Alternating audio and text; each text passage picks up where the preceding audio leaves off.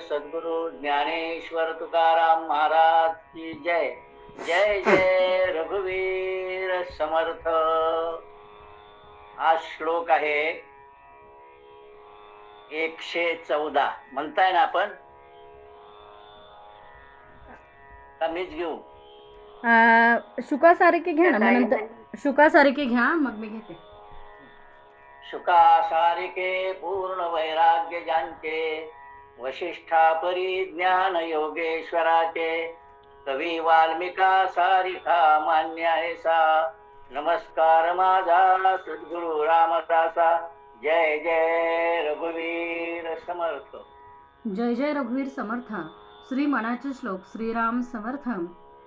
फुकाचे मुखी बोलता काय वेचे, दिसेंदिस अभ्यंतरी गर्व साचे, क्रियेविन वाचाळता व्यर्थ आहे, विचारे तुझा तूची शोधून पाहे. जय जय रघुवीर समर्थ. जय जय रघुवीर समर्थ. कालच्या विवेचनात एक महत्वाचा मुद्दा मी मांडला होता आणि अनेकांना ऐकू आला नाही, म्हणून तो मुद्दा मांडून आजच्या विषयाकडे वळतो. सुरुवातीच्या काळात वामन पंडितांना गर्व झालेला होता. संस्कृतचे पंडित होते, संस्कृत मधून काव्यरचना करत होते. समर्थांनी त्यांना असं म्हटलं की तुम्ही प्राकृतात काव्यरचना करा, सामान्य माणसाला ती समजेल. उलट समर्थांनाच त्यांनी समजून सांगण्याचा प्रयत्न केला की तुम्हीच संस्कृत मध्ये रचना करा. म्हणजे एका अर्थाने आपल्या ज्ञानाचा त्यांना गर्व झाला होता. आणि गर्व हा केव्हाही टिकत नसतो. आणि म्हणून असे जे आहेत ते ब्रह्मराक्षस पदाला जातात, ब्रह्मराक्षस होतात. अशा प्रकारचा एक भाव शेवटीला वामन पंडितांच्या लक्षात आला आणि ते समर्थांना शरण आले. आणि त्यांनी जे काही काव्य लिहिलं, सुश्लोक वामनाचा, सुसंगती सुधागड, सुजन वाक्तिकानी पडो, कलंकमतीचा जडो, या पद्धतीची काव्यरचना त्यांनी सुरू केली. आणि आज आपण हा जो प्रसिद्ध श्लोक समर्थांच्या संदर्भात म्हणतो तो म्हणजे शुकासारखे पूर्ण वैराग्य ज्यांचे, हा श्लोक हा वामन पंडितांनी लिहिलेला आहे. म्हणजे आपली पंडिती बाजूला सोडून संतांच्या शरण आल्यानंतर त्यांची जी काव्यरचना झाली ती प्रसिद्ध झाली, असं आपल्याला कालच्या विवेचनात थोडक्यात सांगितलं होतं. पण बऱ्याच जणांना ऐकू आलं नाही, म्हणून मी आज त्याचा उल्लेख केला. आता या ठिकाणी आपल्याला पाहायचंय, फुकाचे मुखी बोलता काय वेचे. बऱ्याच वेळेला 4 पुस्तकं वाचले की पंडितपणा आला आणि आपण फार विद्वान आहोत अशा प्रकारचा भाव अनेकांच्या अंतःकरणात उत्पन्न होतो. तो वास्तविक पाहता तशा प्रकारचा भाव उत्पन्न होणं ही काही महत्वाची गोष्ट नाही, ही काही चांगली गोष्ट नाही. दिसे दिस अभ्यंतरी गर्व साचे. आणि अशा प्रकारचं शब्दज्ञान त्यांना मिळालेलं असल्यामुळे आणि फाडफाड बोलता येत असल्यामुळे अंतरंगामध्ये मात्र त्यांच्या गर्व साचला जातो. आता या ठिकाणी मला प्रामुख्याने आणखीन एका गोष्टीचा उल्लेख करायचा आहे. ती अत्यंत महत्वाची गोष्ट आहे की आपल्याकडे वेदांत हा शब्द प्रयोग बऱ्याच वेळेला सहज रीतीने वापरला जातो, पण वेदांत या शब्दाचा अर्थ मात्र बऱ्याच वेळेला लक्षात येत नाही. मी वेदांतावर व्याख्यान देतो असं म्हणणाऱ्यांना सुद्धा बऱ्याच वेळा विचारलं की वेदांत या शब्दाचा अर्थ काय आहे, तर सांगता येत नाही. विनोबाजींनी एका पद्धतीने सांगितला, तोही मी आपल्या समोर ठेवतो. वेदांचे 4 भाग आहेत.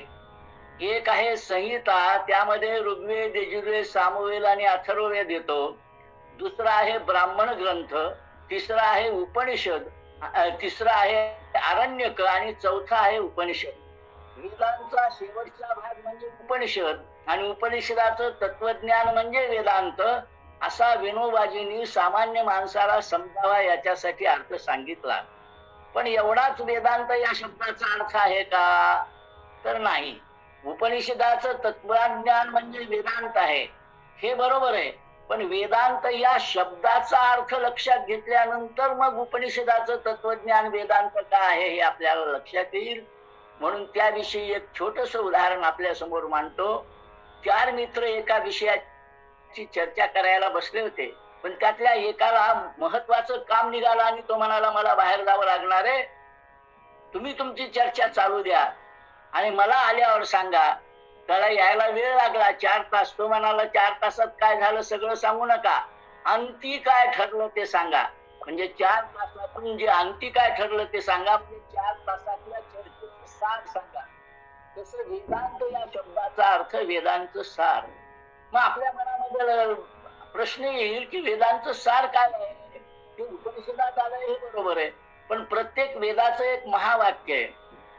ऋग्वेदाचं महावाक्य आहे प्रज्ञानम ब्रह्म, यजुर्वेदाचं महावाक्य आहे अहम ब्रह्मास्मी, अथर्ववेदा आपलं सामवेदाचं महावाक्य आहे तत्वमसी आणि अथर्ववेदाचं महावाक्य आहे आयम आत्मा ब्रह्म. परंतु आणखीन छांदोग्य उपनिषदाने आणखीन एक वाक्य वापरलं, ते महत्वाचं आणि समजण्यासाठी ते आवश्यक आहे.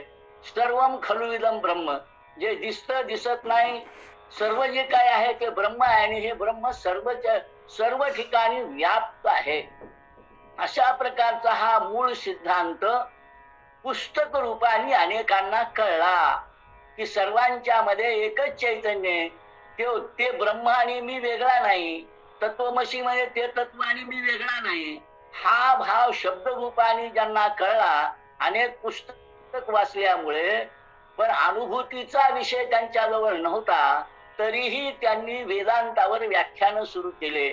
सर्वांच्या मध्ये एकच चैतन्य वास करत वगैरे वगैरे अशा प्रकारचे वेदांतावर व्याख्यान फाडफाड शब्दांच्या मध्ये सुरू झाली.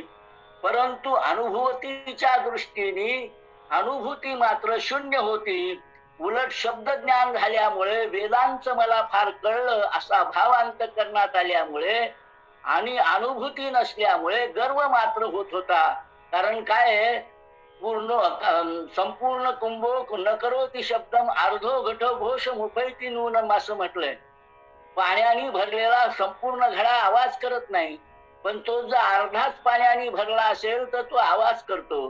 म्हणजे शब्द ज्ञान झालंय पण अनुभूती नाही, म्हणजे त्यांना अर्धवटच ज्ञान आहे, पण तरी सुद्धा ते मोठ्या प्रमाणावर ओरडायला लागतात, सांगायला लागतात. आणि ज्या वेळेला अनुभूतीची वेळ येते त्यावेळेला मात्र ते उघड पडतात. पण सामान्य माणसाला तेवढं लक्षात येत नाही आणि म्हणून सामान्य माणूस अशा प्रकाराने विविध स्वरूपाने निरनिराळी उदाहरणं देऊन वेदांत सांगायला सुरुवात करणाऱ्यांच्या पाठीमागे जातो. पण हे सामान्य माणसाने लक्षात घेतलं पाहिजे की त्या शब्दज्ञानांच्याकडे जाण्यासाठी, कारण तुकाराम महाराजांनी सुद्धा काय म्हटलं, वेदांचा तो अर्थ आम्हाशीच ठावा येरानी वावा भार माथा. म्हणजे शब्द रूपाने अर्थ कळला तरी अनुभूतीच्या रूपाने काही आत नसल्यामुळे केवळ शब्द पांडित्यामुळे जे पुढे येतात त्यांच्या पाठीमागे समाजाने जाऊ नये हा एक भाग. आणि दुसरं, ज्यांच्याजवळ अशा प्रकारचं शब्द पांडित्य आलंय त्यांनी सुद्धा ज्या ज्या वेळेला आत्मचिंतनाला बसल्यानंतर लक्षात येईल की मला यातलं रहस्य कळलेलं नाही. आमचे संत म्हणजे एकनाथ महाराज काशीहून आणलेली कावड हे गाढवाच्या तोंडात टाकतात, आम्हाला गाढवाच्या तोंडात टाकलेली दिसते. आमचे दुसरे एक संत कुत्र्याच्या पाठीमागे तुपाची वाटी घेऊन थांबतात, नामदेव महाराज.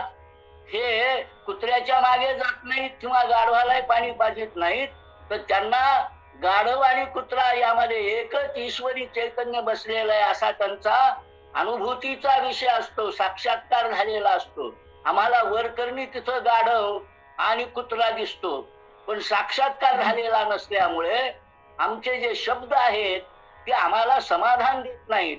म्हणून अशा ज्ञानी माणसांना सुद्धा समर्थांचं म्हणणं आहे की तुमच्याजवळ जे शब्द ज्ञान आहे क्रियेविन वाचाळता व्यर्थ आहे. तुम्ही प्रत्यक्ष अनुभूती घेतल्याशिवाय या ज्ञानाचा तुम्हाला काही उपयोग होणार नाही. आणि म्हणून सगळ्या शेवटीला समर्थ म्हणतात, विचारे तुझा तूच शोधून पाहे. आणि तू ज्या वेळा खरोखरच एवढं ज्ञान मिळवलंस तर तुझ्याजवळ ज्ञान मिळवण्याची जी शक्ती आहे त्यामुळं तू विचार सुद्धा करू शकशील आणि अंतरंगात जाऊन ज्यावेळा तू विचार करशील त्यावेळा तुझ्या लक्षात येईल की बाबा रे मी चाललो होतो ते दुसऱ्या मार्गावर. म्हणजे जसं मगाच उदाहरण सांगायचं झालं तर वामन पंडितांना झालेला जो काही आपल्या विद्वत्तेचा गर्भ आहे त्यांनी आपल्या पुस्तकामधून मांडला. ज्ञानेश्वर माऊलींनी भावार्थ दीपिका लिहिली, वामन पंडितांनी यथार्थ दीपिका लिहिली. म्हणजे सुरुवातीच्या गर्व अजूनही त्यांच्या मनात होता, त्यांनी भाव मांडलाय मी यथार्थ मानतोय. खरं म्हणजे ती सुद्धा यथार्थ गीतिका चांगलीच आहे पण गर्वामुळे ती मागे पडली.